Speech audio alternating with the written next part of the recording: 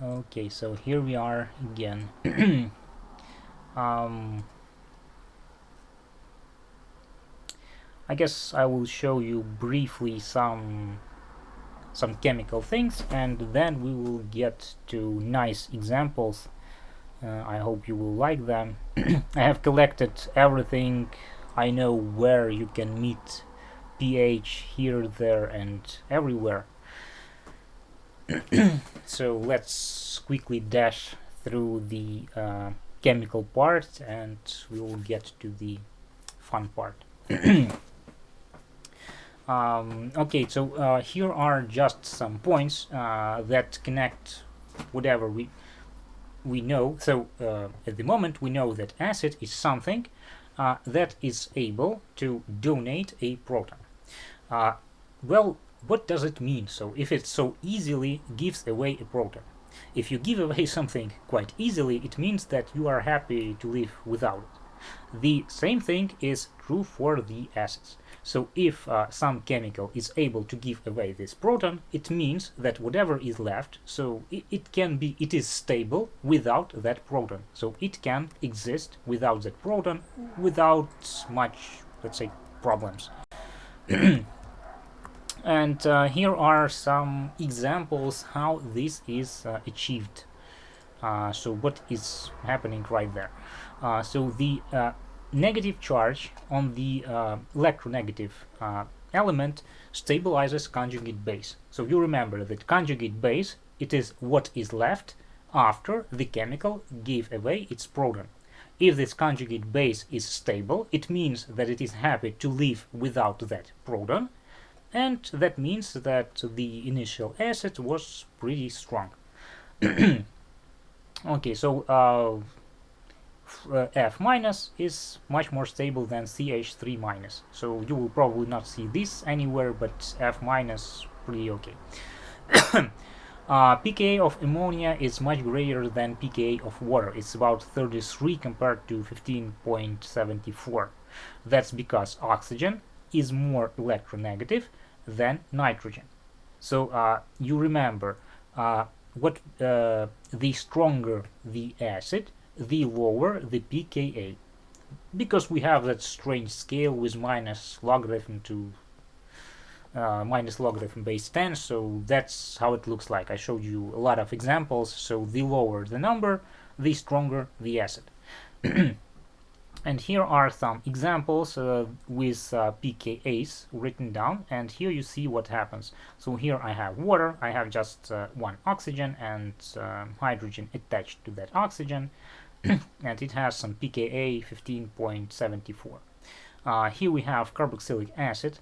There are basically few processes involved in this case. When proton is removed, we have some sort of additional stabilization by the fact that this charge is spread, so it is delocalized between two oxygens. This delocalization adds to the stability, and that's why we have pKa circa 5. Ammonia, pKa circa 33. So it is if you compare to oxygen, you see that they are pretty different because oxygen is much more electronegative. It pulls electrons towards itself, and hydrogen, it almost leaves like some sort of proton. So the more hydrogen is deshielded, the more it is acidic. Okay. Examples with delocalization of the negative charge that stabilizes the conjugate base. So here we have different examples of this sort of stabilization. So here is some sort of acid. It can give away its hydrogen to some base, and here we have negative charge. But this negative charge does not live on one oxygen. It is delocalized over all four oxygens. So the general principle, you have the more stable conjugate base, the more delocalized is that negative charge. So molecules don't like if you keep all negative charge in one place, so that's not good. you will either get your proton back to compensate the charge or something like that. So delocalization makes everything better. And here are some examples in this table. I think you can probably check that later. What do we have here and how that looks like? We can get some sort of stabilization with the help of overlapping certain orbitals with the pi system of the ring. So here is example of cyclohexanol. It has pKa 16, but if we have phenol, it has aromatic system in the ring. So all these things are in one pi system, and you can delocalize if this OH loses its H. We have some additional negative charge here. We can delocalize this charge in the ring. So here is an example how that looks like. And this system is much more stable, thus pKa is much lower. So pKa equals to 10. Please remember that we are working in some sort of logarithmic scale, so difference between 16 and 10, it's just gigantic difference. It's gargantuan. Okay. What else? It isn't necessary for a group to be conjugated in order to spread the negative charge. So any group that withdraws electrons will help to stabilize conjugate base. So there is some place where you will lose your proton, you will get negative charge there. If you have some electron withdrawing groups near that place, they can partially take that charge away and help to stabilize the conjugate base and thus get better acid. So here is an example of electron withdrawing groups that stabilize something. So here we have pKa equals 4.76. Here I add NO2 group. These are electronegative atoms. They are trying to withdraw electrons, and they help to stabilize whatever is left after this proton leaves. And this basically gives us pKa equals to 1.7. So you see that pKa became lower. So here are some more examples of that thing, so I will not go into details. Here are examples of these groups in alcohols. So here I have just simple, methanol, pKa 15.5. Now I add 3 fluorine atoms here, and pKa drops down to 12.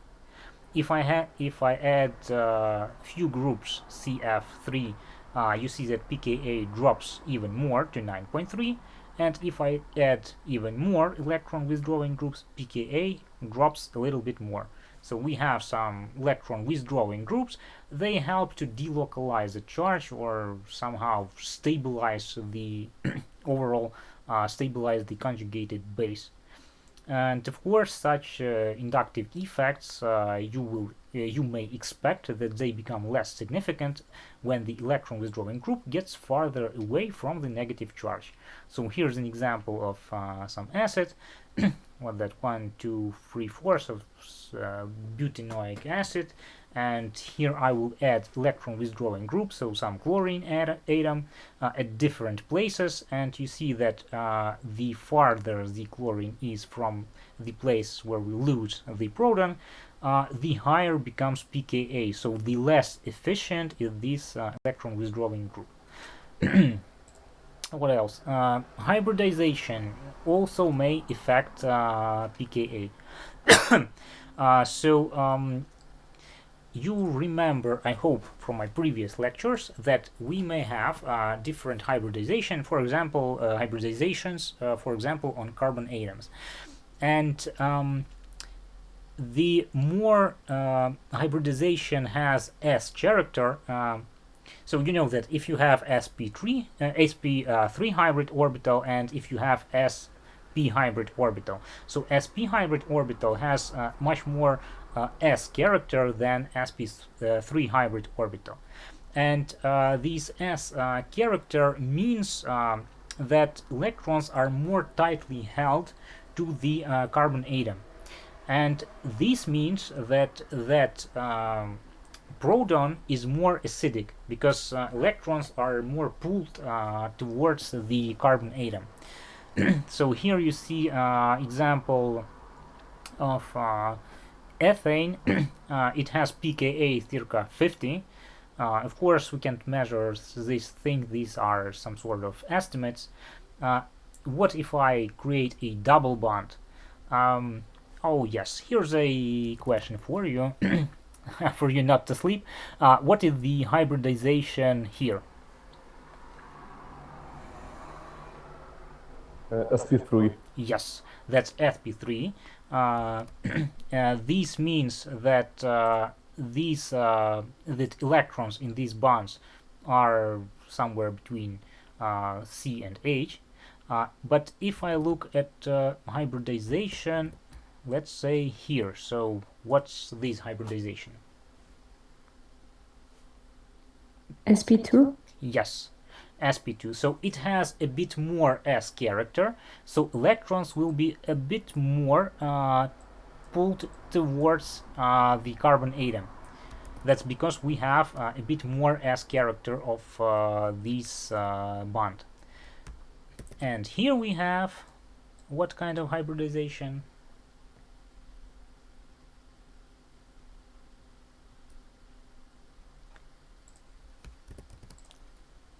sp. Yes, absolutely correct. We have sp, so it has even more s character, and this hydrogen will be most acidic of all of this.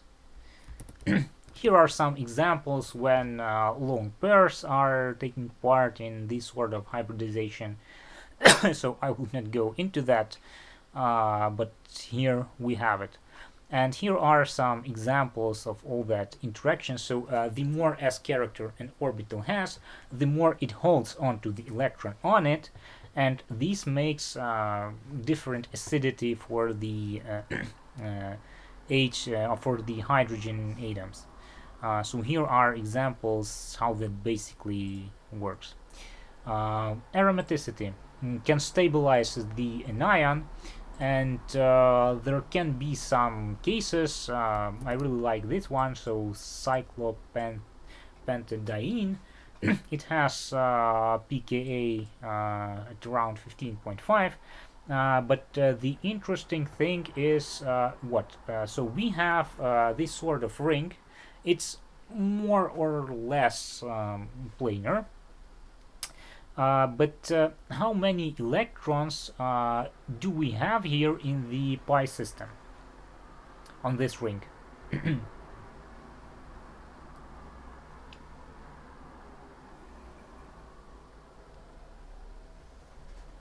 So basically you see this is a pi bond. So we have double bond here. So one is sigma, one is pi bond. So you get, with this bond, you get 2 electrons, yeah? So one comes from here and one comes from here. So let me just draw them schematically. The same thing is here. So we have electron here and here. So we have 4 electrons in the pi system. And hopefully you remember the Hund's rule, which says that the system is aromatic if we have, how many?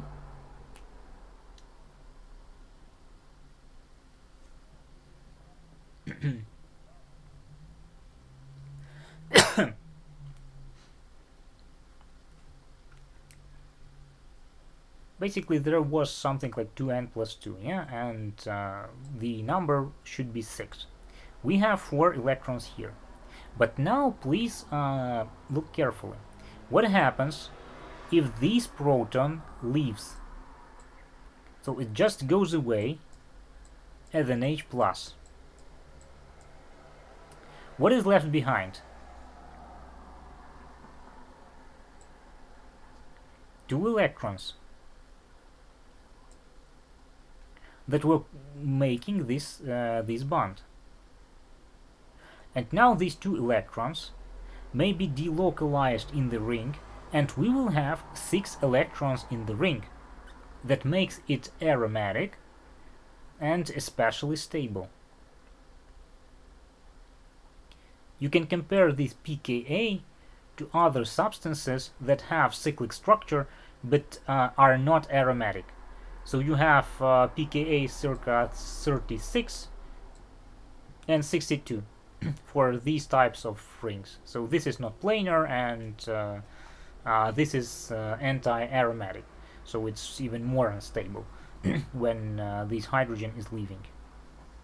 So as you see here, there are cases when you create some sort of anion, but this anion is aromatic in the form of anion because you use that electrons delocalized in the ring system. What else? Electron donating groups, they decrease acidity.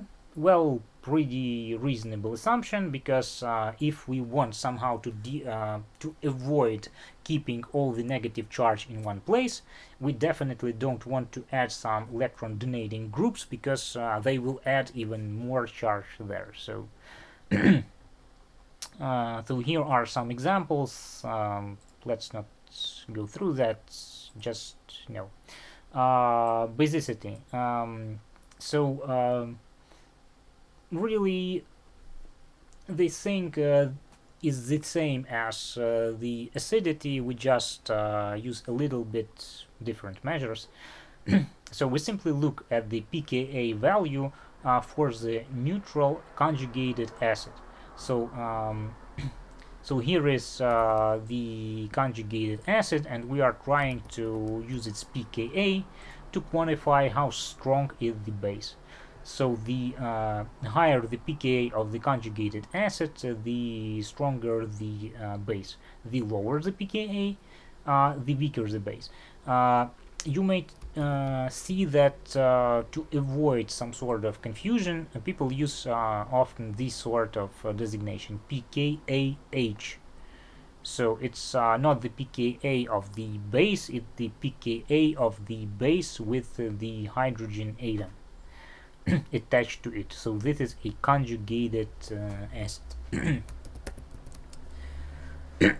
So here is an example. So if we want to know the basicity of ammonia, we must look up the pKa of its conjugate acid, the ammonium cation NH4+. So here are the appropriate reactions, and here you see that they are pretty reasonable on this scale.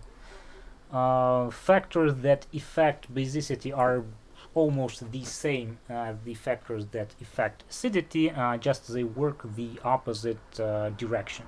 So if in case of a good acid you want your negative charge to be somehow delocalized, in the case of base you will probably like some localized charge to be better at accepting protons. The more accessible are the electrons that will be used to accept that proton, the stronger the base is. So therefore, negatively charged base is more likely to pick up a proton. Well, that's reasonable because proton is positively charged. And the accessibility of the lone pair, that depends on its energy. So it's almost always is the highest occupied molecular orbital of the molecule, and so the higher is the energy, the more reactive it is. And to what extent can the resultant positive charge formed be stabilized either by delocalization or by the solvent is basically a compound in which the negative charge is delocalized is going to be less basic than the one with a more concentrated localized negative charge. So you either delocalize positive charge or you localize negative charge. So here are some more examples. The effects that decrease the electron density on the nitrogens, because many bases are basically contain nitrogen. So once again, nitrogen atom is attached to an electron withdrawing group.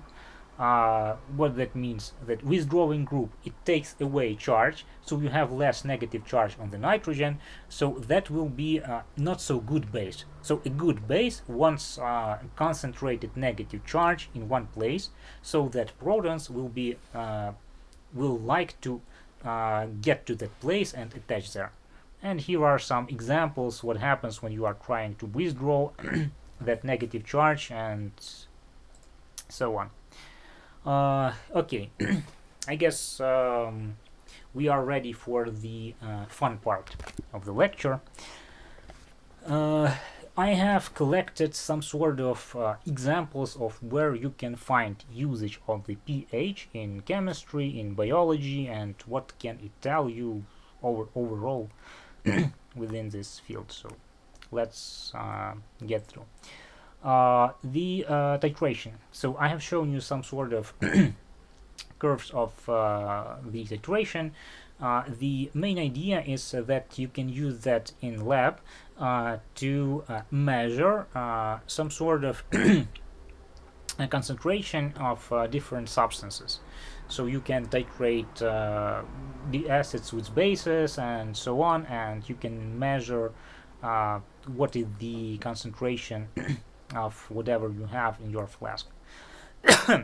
So here is an example what happens to the pH if I am adding sodium OH to the flask with some sort of weak acid.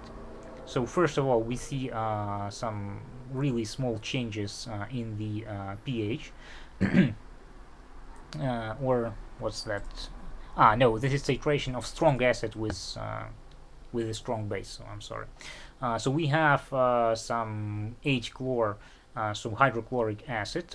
It fully dissociates. So when we start at this point, we just have some ions from the hydrochloric acid. Well, and of course some water as a solvent.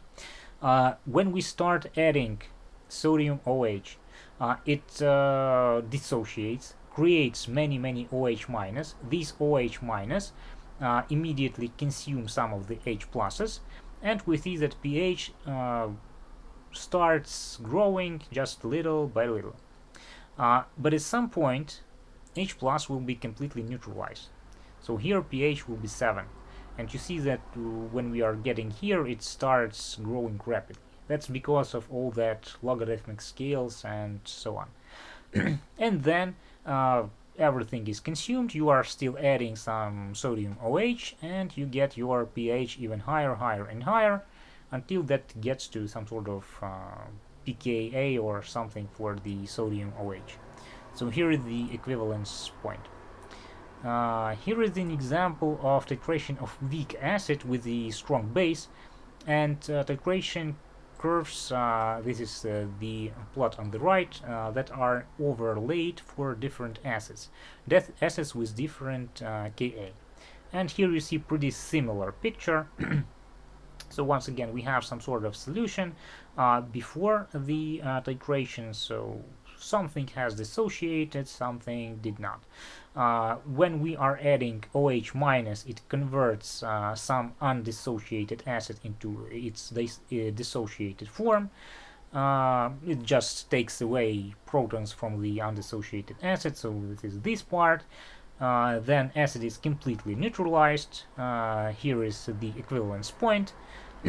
So pH change near the equivalence point is smaller than in strong acid titration, so you can see the previous plot. You see how strongly that changes, and here is some much more mild change. And then all the acid is consumed, and you just are adding more and more OH minus. And here are examples of different titration curves for different Kas. Okay, how does it look like in practice? So here is an example of titration performed in a lab.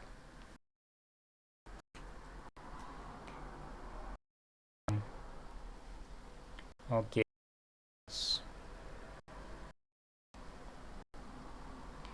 Wow. This video. And why doesn't it play?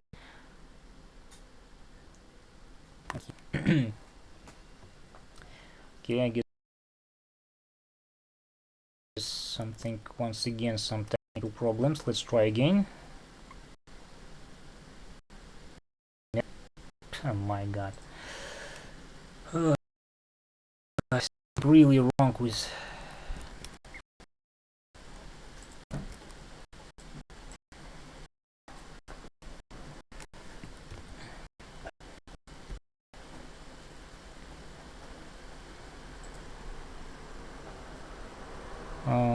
oh yes, thank you, someone sent link. I'll try to open in a window. I hope this wasn't. I'm sorry. Okay. Okay. I think you'll be able to watch that on your own. I don't know what's happening to this system. This is an example of titration. Here you see this thing, that's a burette. This is basically a long graduated tube with the stopcock here. So you can open that and close, and basically using that graduation you can measure how much, well, whatever you have put in here you have added into your flask. So here is the flask, and during titration you just move this flask and you wait until you see some changes in pH due to the indicator you have added there. Let me try. What can I try? Can I try opening this on the YouTube?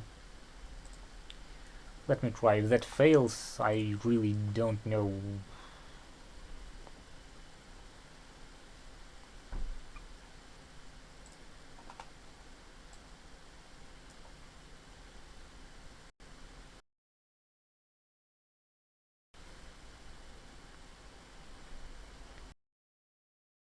Okay.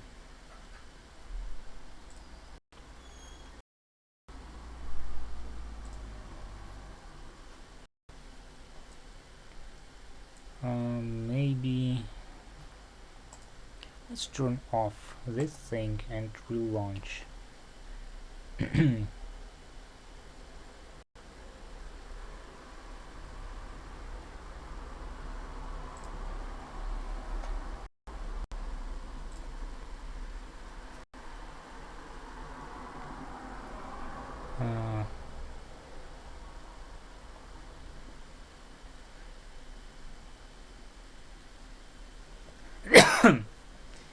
uh, you know, I don't really know why did they call this titration.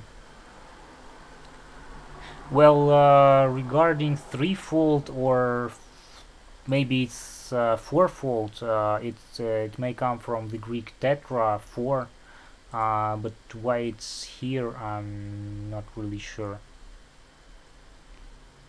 Oh, it's working. Okay. Will I be able to open that full screen?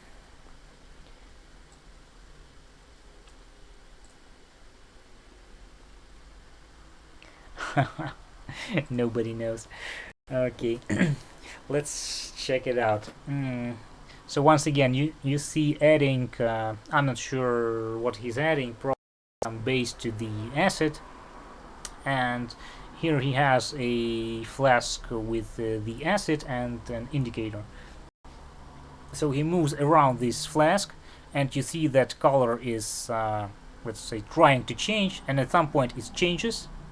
And now we know the pH, because we know for each indicator we know the range of the pH when it changes its color. So we know the pH, we know how much of something we have added, and that's basically gives us the ability to calculate how much did we have that acid for the first place, and so on. Here is an example of choosing indicators. So one example is bad, one example is good. So the good example means that if you are choosing your indicator, and we have really a lot of them, different indicators, you should choose it so it changes its color somewhere near the equivalence point. If you miss that point, you will probably not be able to measure correctly whatever you have in that flask. Good. Here are examples of different indicators: some methyl red, bromitol blue, phenolphthalein, and so on. So you see pH ranges for these different indicators. I don't see here Nile red. You should probably know that because there is a famous channel on YouTube. So yeah. And here are examples. So there is a lot of indicators, and you will always have where to choose from. Some chemicals from different plants are good indicators as well. Here is a family of chemicals called anthocyanins. Well, so you see here a general formula. There are two parts that can be a bit different, so R1 and R2. And you see that cyanidine has, for example, OH for R1 and nothing for R2. Or delphinidine has OH for R1 and R2, and so on. So the whole family. They can be extracted from all these different plants. Probably you know the cabbage, and here are examples of different colors when they are extracted. And if you are preparing borscht, you should probably know that adding a little bit of acetic acid makes it to change a little bit, change its color. So that's because all of that chemicals that work as some sort of some sort of detectors of the pH. What's this? This is the example of the titration curve for the polyprotic acid. So the previous ones I showed you, they are pretty simple. They have just one kink, and here you see at least two of them. Well, that's because this acid has it has actually 3 protons to lose, but in this plot you see how it loses 2 of its protons. So we start with H3PO3, so all protons are in place.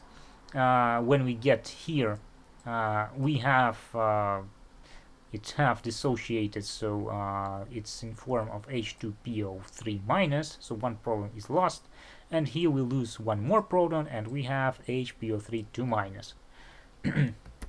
So in case of polyprotic acid, you may expect few such steps or kinks if you wish. And of course you can write down equations in this form that we have previously considered. So okay, pH in medicine. Pretty interesting thing. The thing is that at pHs above the pKa of the acid, it will also be more soluble in water. What does it mean? If pH is above the pKa of the acid, this means that this acid is in some sense forced or stimulated, if you wish, to give away its protons. If it gives away its proton, it becomes charged. Once again, you remember that water has dipole moment, so there is so it likes to let's say dissolve something charged, because it can reorient different ways, it can screen that charge. So you basically have better salvation if you are if whatever you are dissolving in water is either polar or it's charged. So if pKa is above the pKa of the acid, it starts giving away its protons, and it's really it's really good. So higher pH means lower concentration of hydrogen ions. This allows weak acid to lose proton H+ and become deprotonate. And due to Le Chatelier principle, it applies here as well. So H+ is removed at high pH. Great. So if you take any medicine, you see that here is aspirin, but you will not find that at the drugstore. So you will not find aspirin itself. It's not very soluble in water, so probably there is no much reason of taking that. What you will find will be some sort of salt. So sodium salt of aspirin, it's much more soluble in water, so there is much more chances that if you take it, it will get to the place where it works. Who knows how the aspirin works?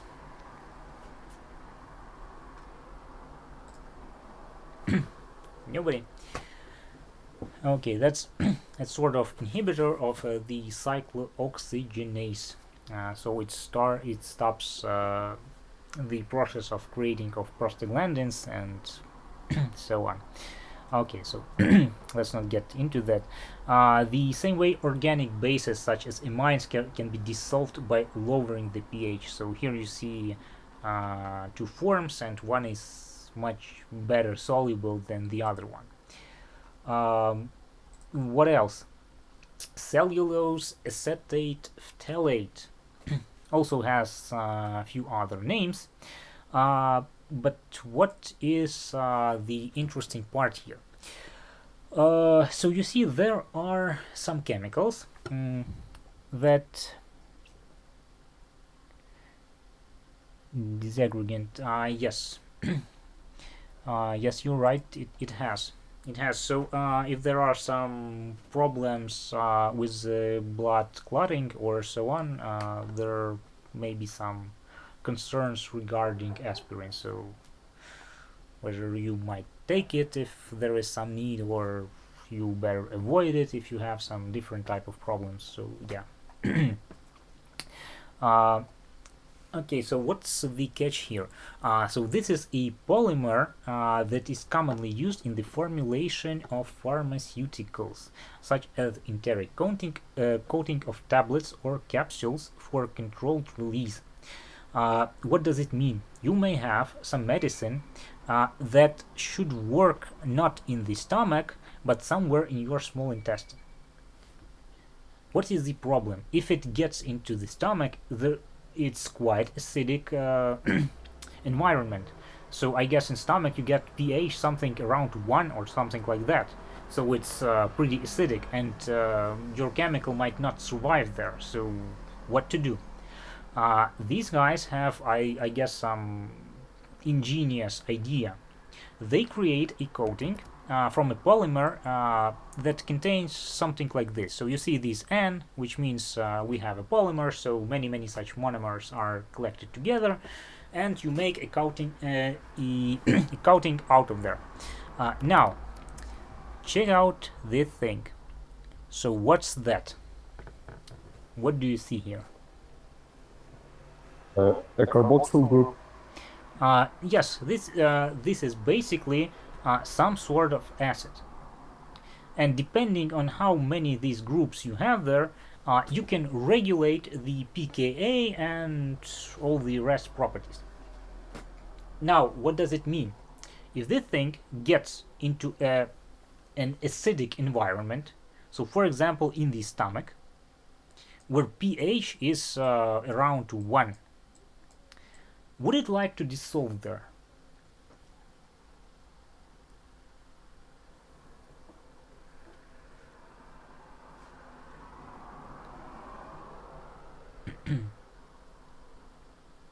How do you think? Oh, I see. In chat. No. Yes, absolutely correct. It will not want to dissolve there. Because the environment is highly acidic. There are many H pluses around.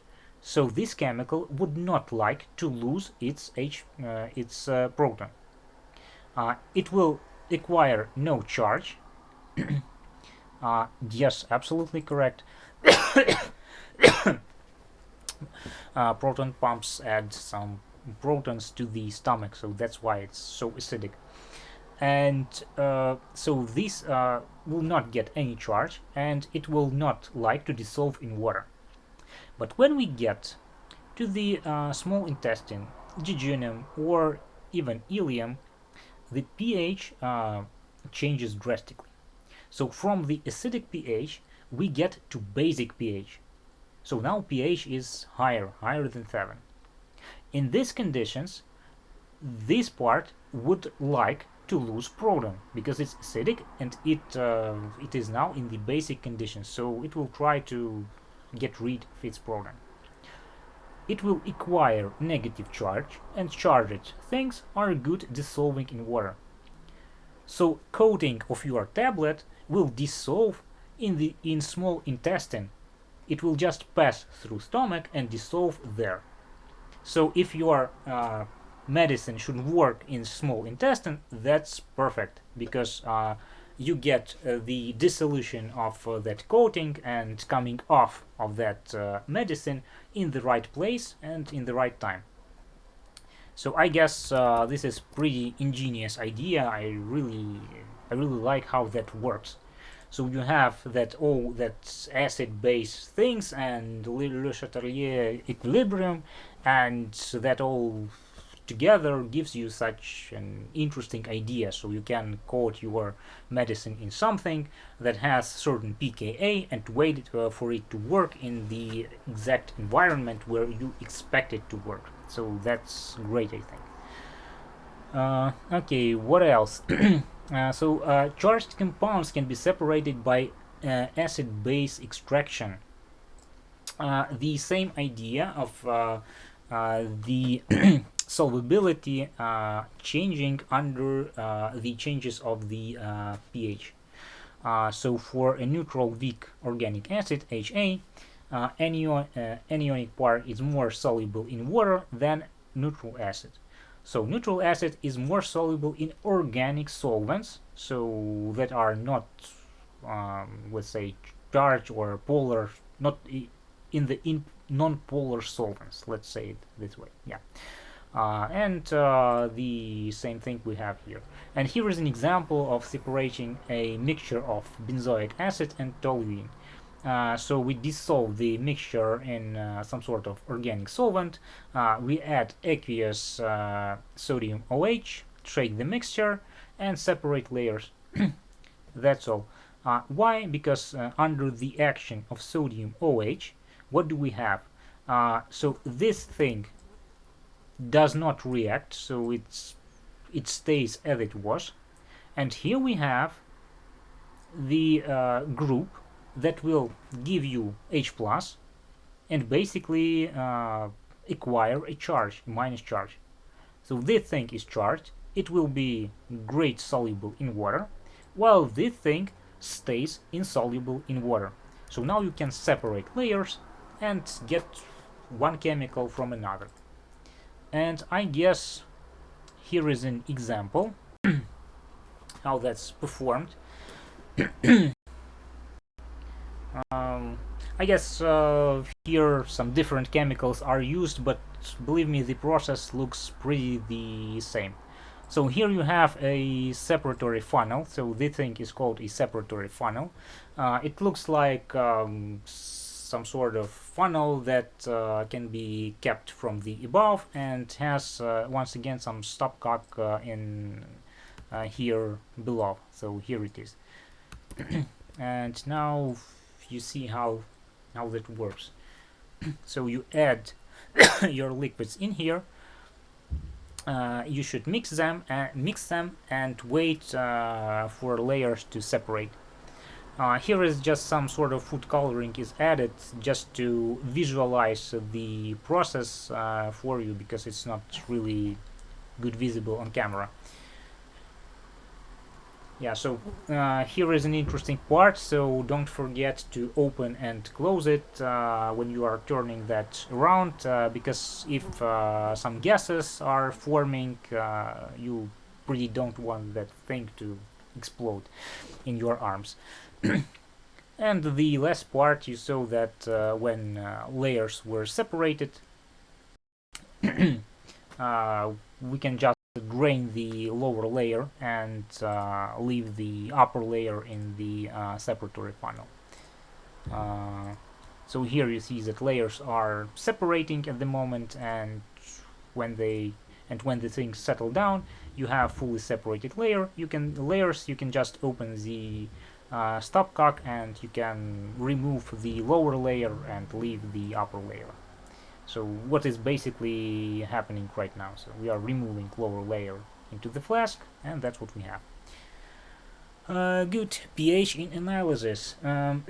We have already met the fact that depending on the hybridization, we have different acidity. That was because our electrons were closer to the carbon atom or further from the carbon atom. That depends. So the closer they are to the carbon atom, the more acidic is our proton. On the other hand, them being closer to the carbon atom means that explain why organism stable pH. Well, I'm not sure if anyone knows why exactly these numbers. Probably it has something to do with the conditions we have evolved in. I have such a feeling, let's say. So the conditions and the ions we are keeping in us and so on, they are probably some sort of remnants of the very long evolution starting from some sort of single cellular organisms, and now we are trying to enclose that sort of environment that we were in many billions years ago, and to keep that more or less stable, just because everything worked at that conditions. So so we are trying to keep them so everything runs smoothly right now. So that's probably the most probable reason why do we keep exactly these values. So it just happened that that life started evolving in some pretty similar conditions, and now oh, don't worry, there are no stupid questions. There are some questions I cannot answer. That's true, but I don't think that there is someone who can answer everything. Okay, that's pretty interesting question, I should say. So probably I can do some research on that. If I find something interesting, I'll tell you next time. So that's, yeah. Good. So here is just an example of what can we see if we do.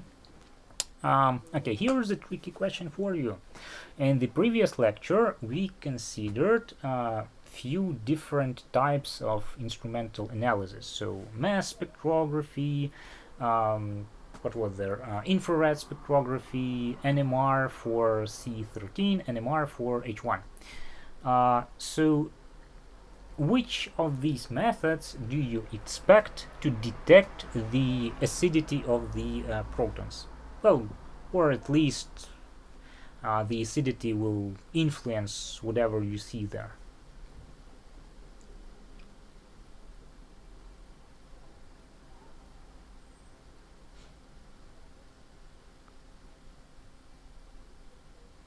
Maybe H1 because it shows the shielded or not shielded. Yes, proton. absolutely correct. Absolutely correct. So the H1 gives us information on how acidic is the proton. And how do you think deshielded proton is more acidic or less acidic? What would you expect?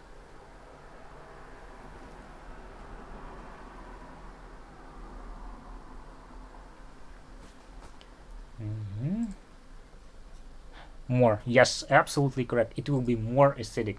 So when you are keeping, well, if you get electrons from the proton towards other atoms, it becomes more like a single proton that can wander around. So yes, the more deshielded is hydrogen. So the more deshielded the proton, the more acidic it is. Here are some sort of examples, and there is even an article that tries to estimate the pKa from the H1 spectrum. I don't remember, there is some sort of complicated model, but whatever. And here you see chemical shifts in different OH protons. So acetic acid and so on and so forth. So here's what we have. So the more acidic the proton, the higher is the shift, because it is more deshielded. And here is example with amines and amides.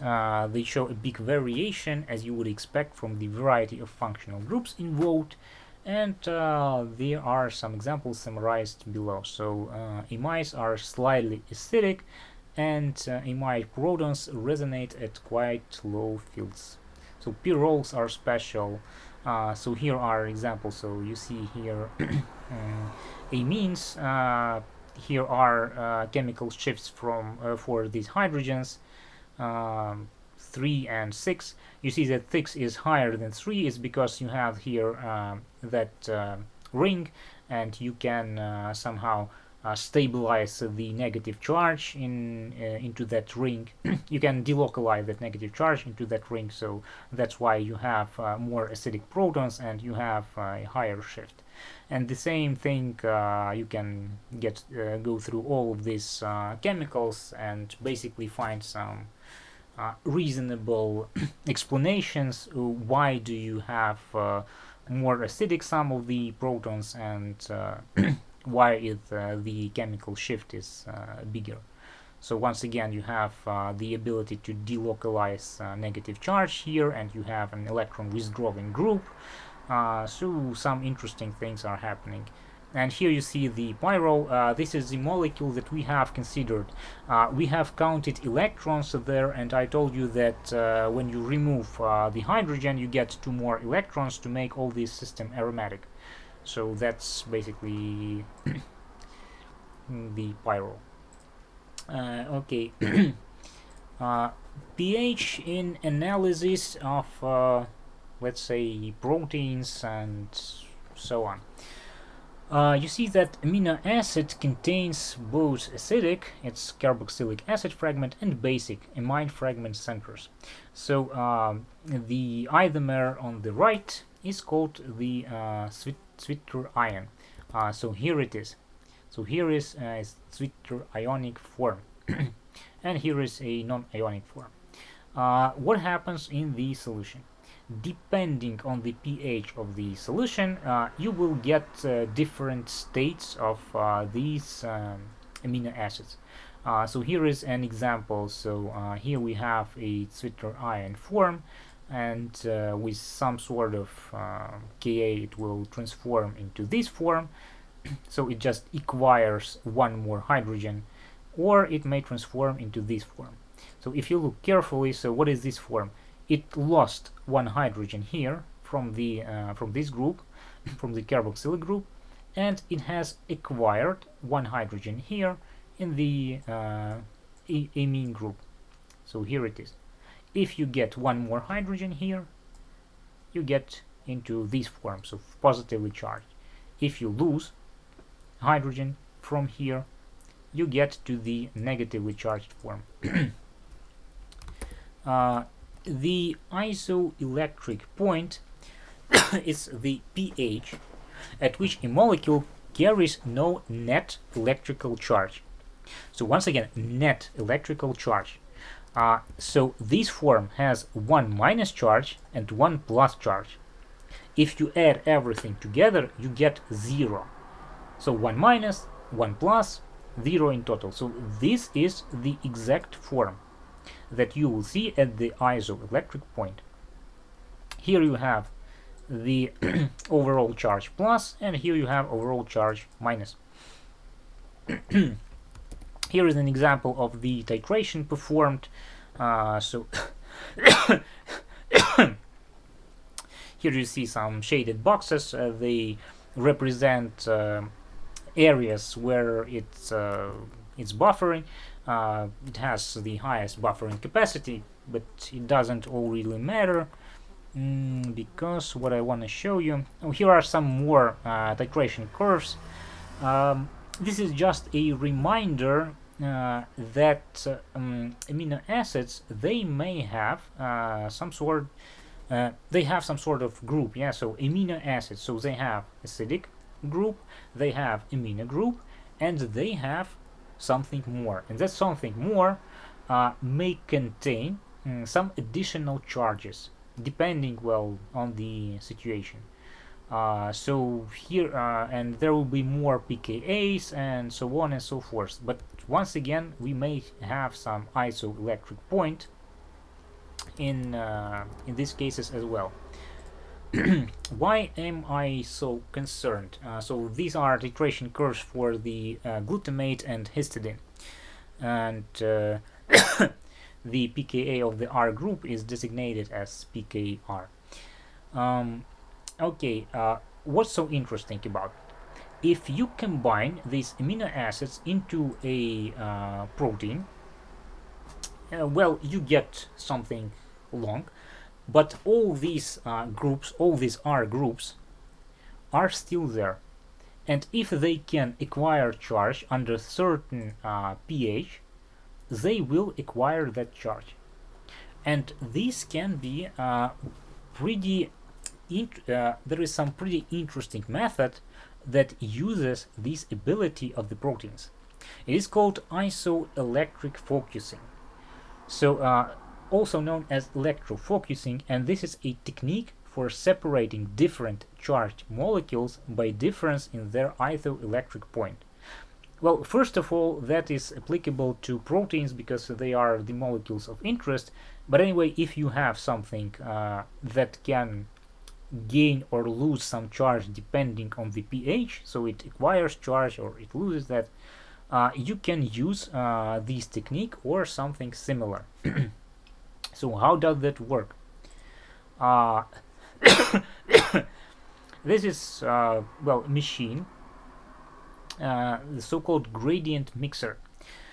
It creates you a gel that has a gradient of pH across, so you have some slab of a gel and you have different pH in different places on that slab. So basically you are changing components that you use in your gel depending on the place where you, I don't know, where you put that on the x coordinate, and that is performed with some sort of mixing technique by mixing different chemicals. The main idea is that if you measure pH on this part of the gel, you get some really small number. If you measure pH somewhere here, you get some high numbers, I don't know, 14 here, and let's say, well, 0 looks interesting, maybe 1 for example, so something like that. So now what happens? You place your molecules of interest here on this gel, and you turn on the electric field. So now what happens, for example, with the protein? When the pH is such that it acquires more protons, it becomes positively charged. So you can look at previous examples that we have. When pH is low, we have something positively charged.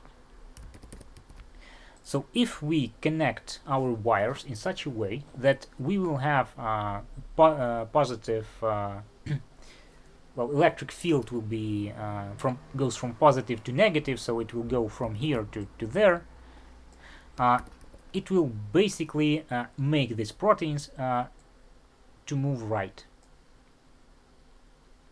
If that happens, that they will get into a certain region that has too high pH, they will acquire a negative charge, which means that the field will make to move them to the left.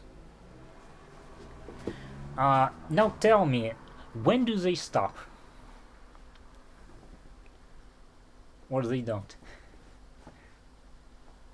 When they reach the PI? Yes, absolutely correct. So when they reach the isoelectric point, that's basically the point where they have no charge. If they have no charge, they do not feel the external electric field, so it cannot move them, not to the left nor to the right. And that's the point they stop.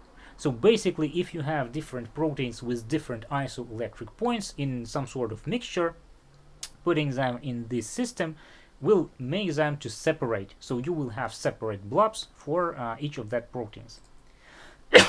Moreover, there is even one step further, so-called two-dimensional electrophoresis. Here is our gel. So you have the upper part prepared as for isoelectric focusing, and just SDS polyacrylamide slab, just regular, down here.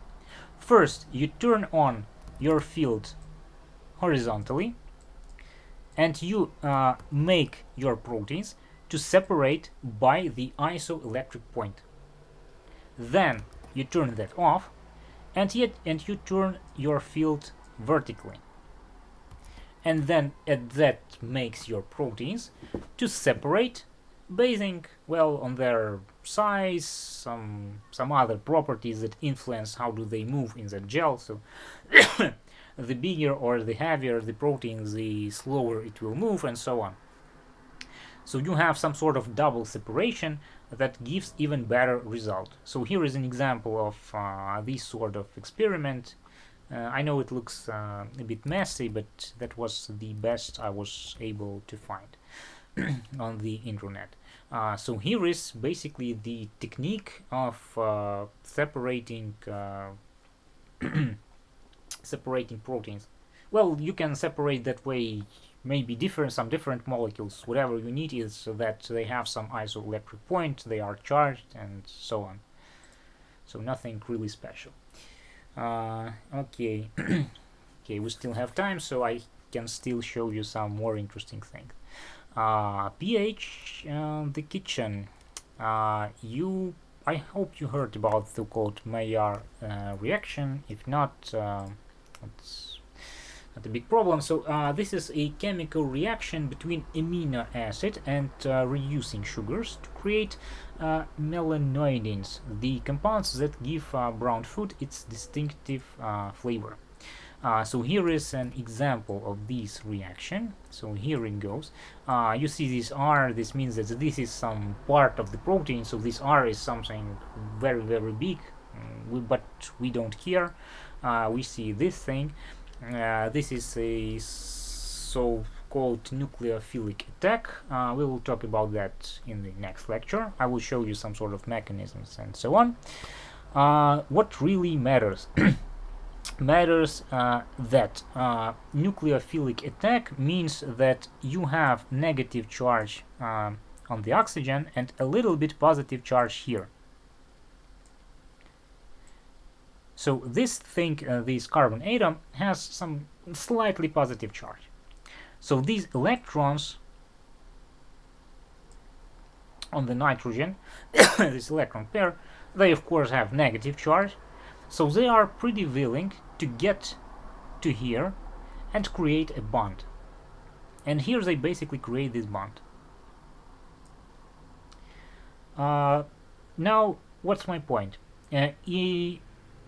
This form exists in the alkaline conditions. So you don't want this pair of electrons to be used by some sort of hydrogen. If you have more acidic conditions, you will have a hydrogen sitting here and using these electrons. So you have a partial plus charge here and hydrogen using these electrons. You don't want that. You want these electrons to be free, to be used for this attack. What does it mean for us? Here is an example. I have just screenshotted some site from the internet. They give some sort of recipe for homemade soft pretzels. Whatever makes sense to us as biochemists. They write what? The quick baking soda boil gives the pretzels their traditional flavor. So baking soda boil, can you explain this part? Well, now from a biochemical point of view. So what's baking soda? It's a base, like it makes the environment more basic. Yes, absolutely correct. So this is what we have. If it's in water, so you get minus here, plus here, and they just go away and so on. It's basic. It creates some sort of basic conditions, and they are used to facilitate this sort of reaction, to get these electrons free for the nucleophilic attack. So that's what we have. Pretty similar thing I showed you, I guess, on the first lecture when I showed you how I boiled some sort of sunflower seeds in the water with baking soda. So that was quite a similar case. So I wanted some basic conditions for the right reactions to occur and chlorogenic acid to be generated. So that's why they were so greenish. Well, I'm just curious, did anyone try that at home? No? Okay. Now, pH in biology. Well, we all are some sort of protein form of life, and we have many proteins that catalyze reactions. They are called enzymes. And you should know that all enzymes prefer certain pH. So there is certain pH range where each enzyme works, let's say, the best. And here you see an example. So these are few plots. So the percent of maximal activity and the pH. So in different pHs, you get different activities for different enzymes. It shouldn't be a surprise for you that pepsin, for example, works really good when you have low pH. So here it is something around 1 or 2. Well, just because it works in the stomach. And while the trypsin is a digestive enzyme that acts in small intestine, and I told you that in small intestine there is a different pH, it's more alkaline. And here you see that trypsin has his peak somewhere in here. And alkaline phosphatase of bone tissue is a hydrolytic enzyme, so it's up to 8 in bone mineralization, and it has its own distinctive pH.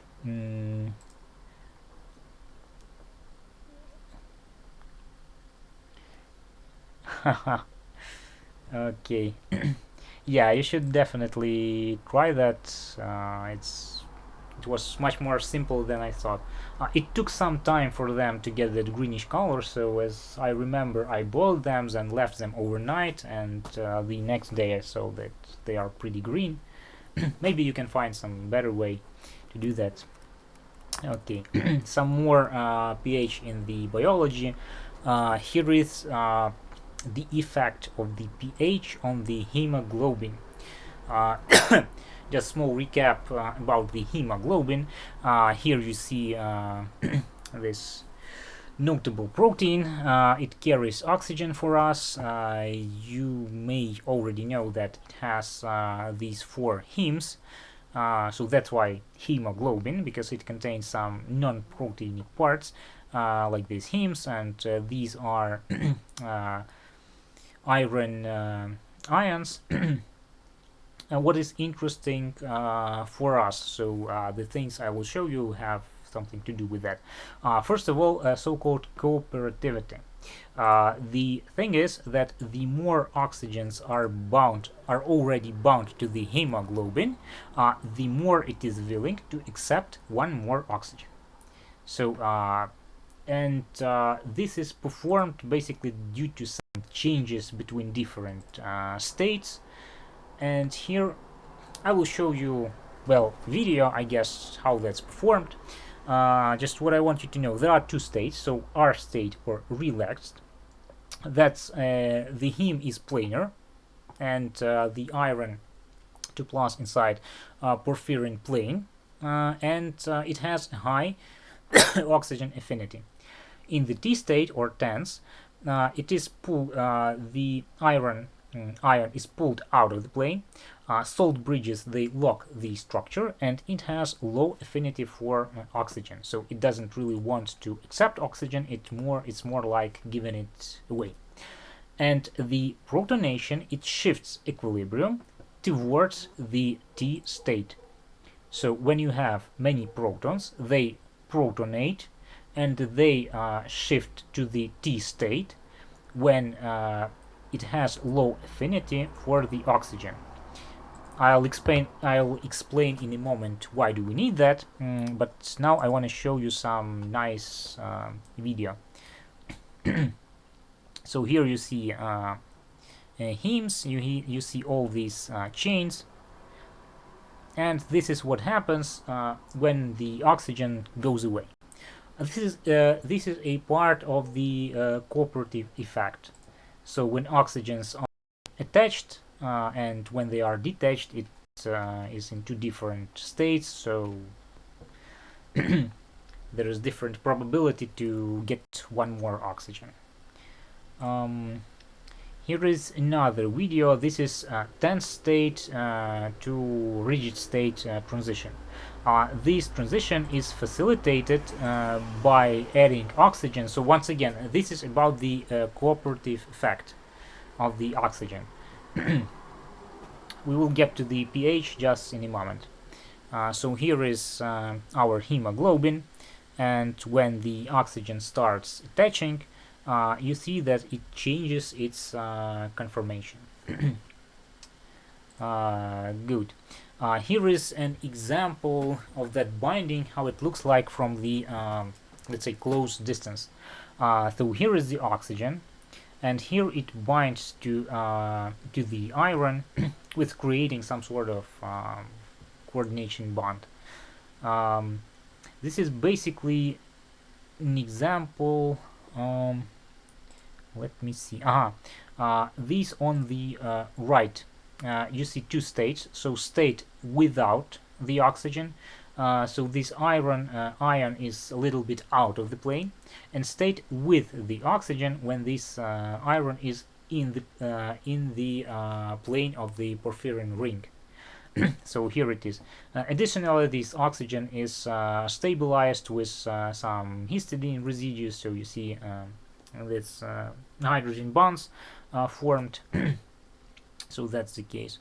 And here is, just as a small reminder, the energy of this bond between this iron ion and the oxygen in hemoglobin is something 20 to 30 kilojoule per mole. But if we consider CO, so carbon monoxide, this energy will be 150 to 200 kilojoule per mole. So you might guess why we really don't want to have carbon monoxide anywhere around. So it is highly toxic, because if it connects to the iron, this energy is too large for that bond to be broken. So you cannot break that, and it turns out that you have all your hemoglobins used by the carbon monoxide, and you cannot breathe. So you have the whole atmosphere of the oxygen around, but you can't breathe because you don't have molecules to transfer that oxygen to your tissues. So that's that's no good. Okay, here is one more video with the mechanism. Let's check it out. Here is a closer look on the mechanism. So here you see heme, here you see the iron ion. This is the T state, so that's a state without oxygen. Here is the oxygen coming.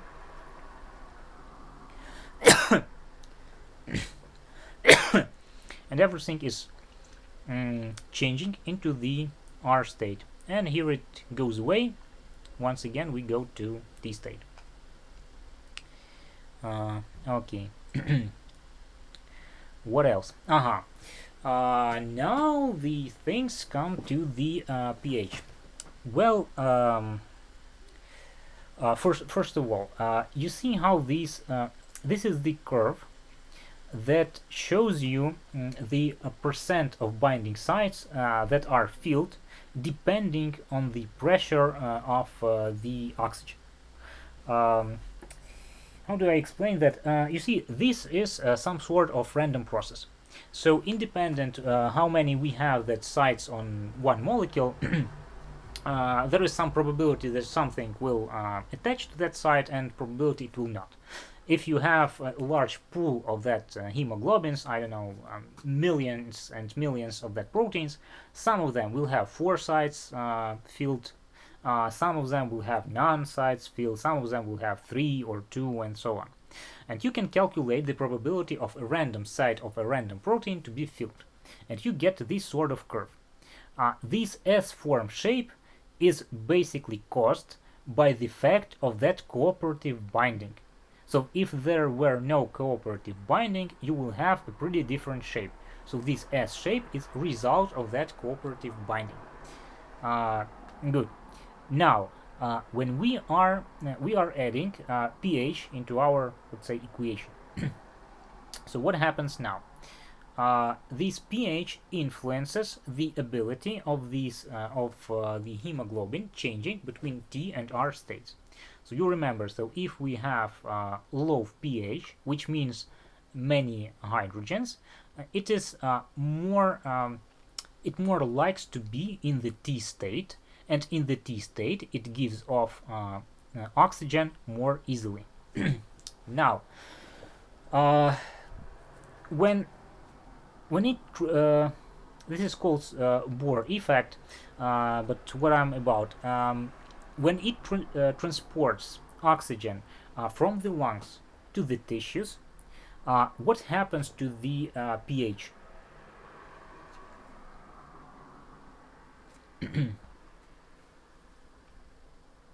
So how would you compare pH in lungs and pH in somewhere in tissues?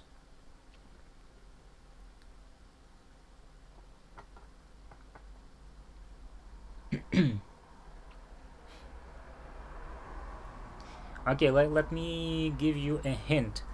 Oh, I have an answer. Well, so higher or lower? Yeah, there is some sort of buffer, but okay, I'll give you a hint. The thing is that tissues are consuming oxygen. As a result, they generate CO2. CO2 is combined with water to create carbonic acid, and this is acid, so it is acidic. So if you get away from the lungs into the tissues, you have a lot of CO2 there, and pH is lower. This lower pH is felt by by our proteins, and you see that the amino acids on the side chain, they are protonated, and some histidines form salt bridges, so on and so forth, but that stabilizes the T state of the hemoglobin, and hemoglobin is more willing to give away the oxygen. So the place where the oxygen is most needed, hemoglobin gives it away exactly in that place. And he knows that this is the right place because he feels that there is low pH. And low pH there is due to generated carbon dioxide and as a result carbonic acid. Okay, it is additionally regulated with biphosphoglycerate, 2,3-biphosphoglycerate, but we will get to that maybe in some of the following lectures, maybe not, I'm not sure. But here is basically the catch. So in peripheral tissues, you have many CO2, you get carbonic acid, this carbonic acid makes hemoglobin to give away oxygen. When all these things they go to the lungs, in lungs, carbonic acid will be transformed back into CO2 and water. CO2 goes away, so you have less carbonic acid. pH goes up because we have less acid, and hemoglobin starts liking oxygen. So this is basically the system that tells to the hemoglobin when he should take oxygen and when he should release that oxygen. In plots, you can see that as shifting this curve to the left or to the right. So you see 3 different curves with 3 different pHs, and if we have some partial pressure of the oxygen, okay, draw it as I can. So if pH is low, you see that the percent of binding sites at this pressure will be lower than at pH 7 and 4.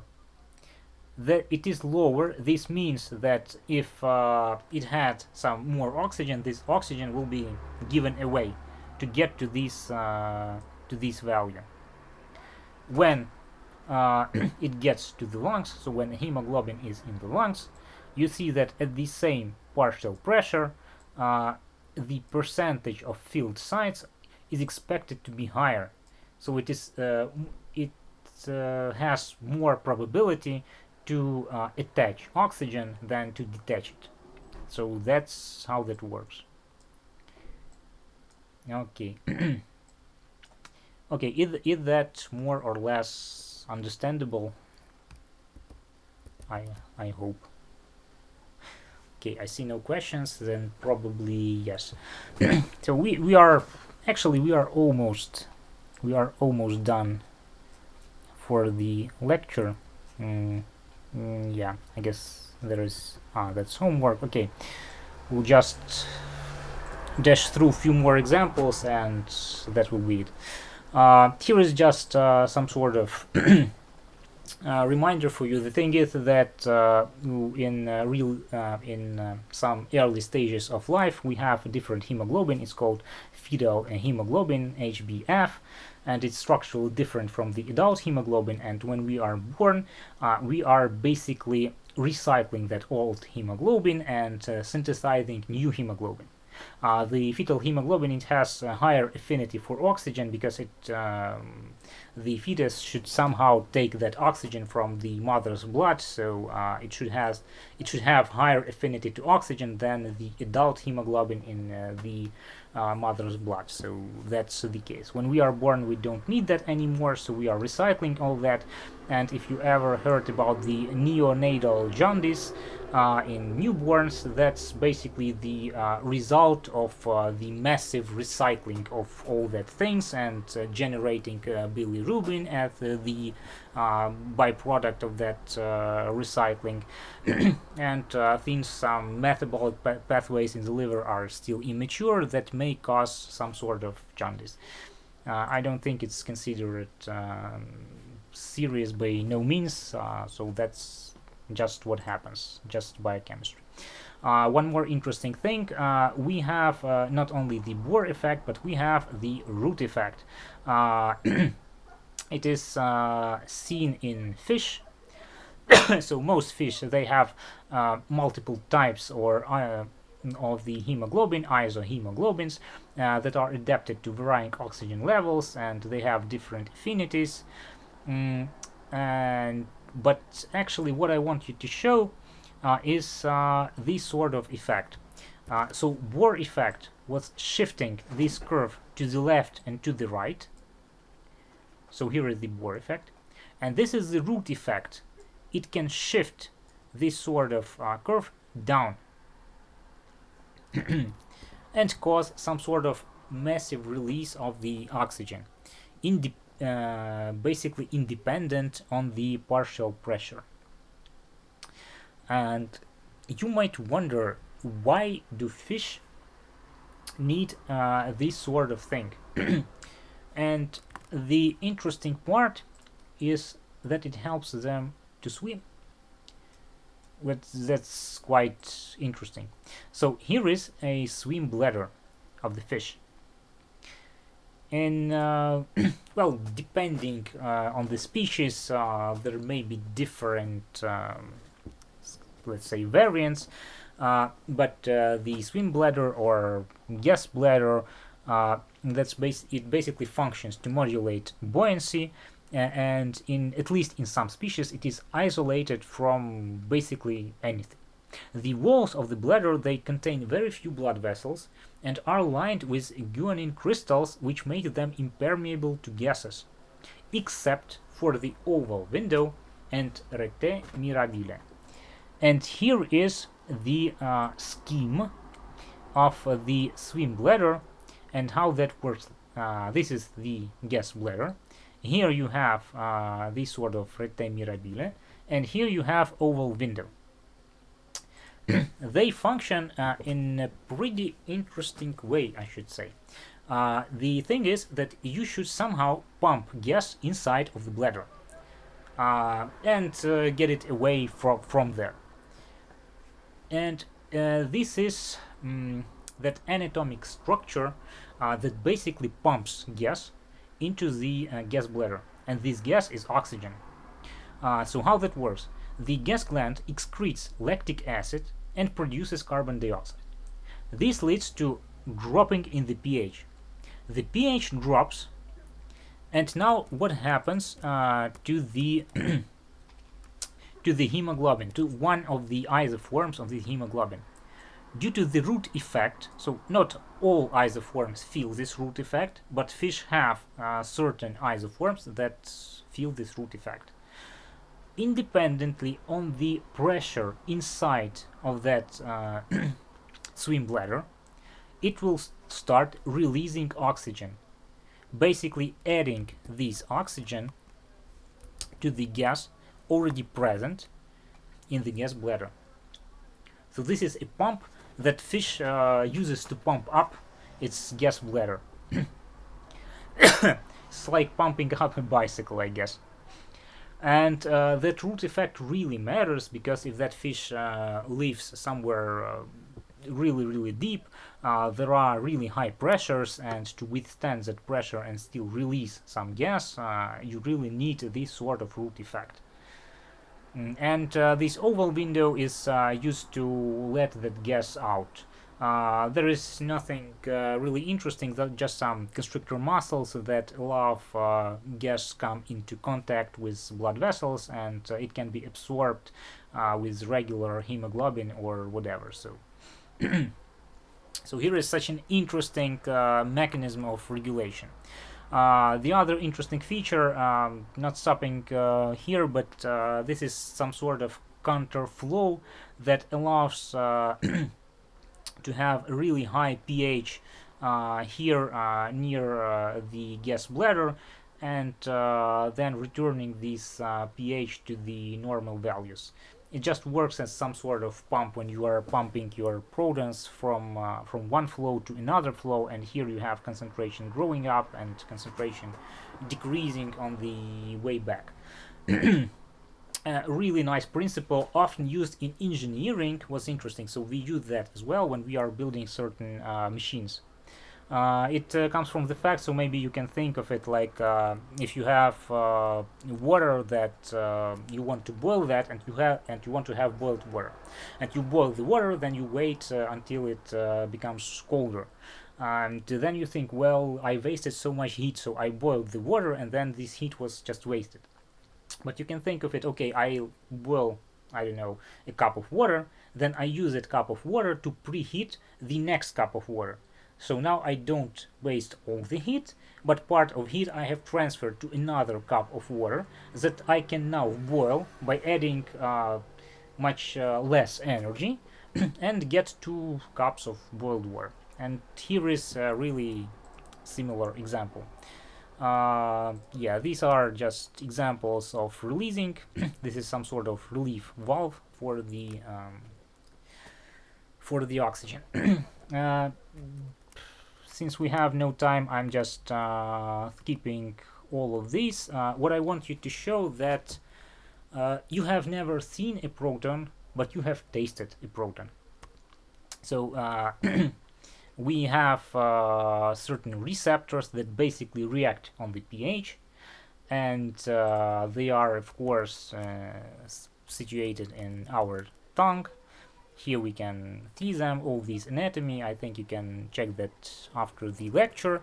The only thing I will ask you, what is the taste of the proton? So how protons taste?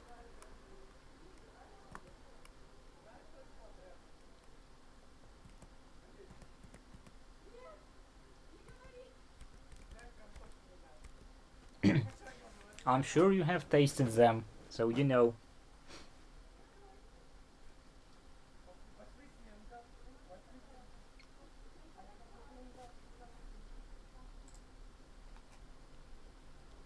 Sour, acidic. Yeah, so they taste acidic. Let's say it so. So if you have tasted anything acidic, I don't know, vinegar, for example, you definitely know the taste of the proton, because whatever is giving the information about the taste to our brain is basically reacting on the protons. So here is even example. So proton channel, these protons are coming into the cell, and the cell is generating signal that will go to the brain and tell the brain that you are eating something acidic, for example vinegar. So since this is detector of the proton, that basically means that you know the taste of the proton. Despite you have never seen the proton, it's too small, you have never heard it, but that's it.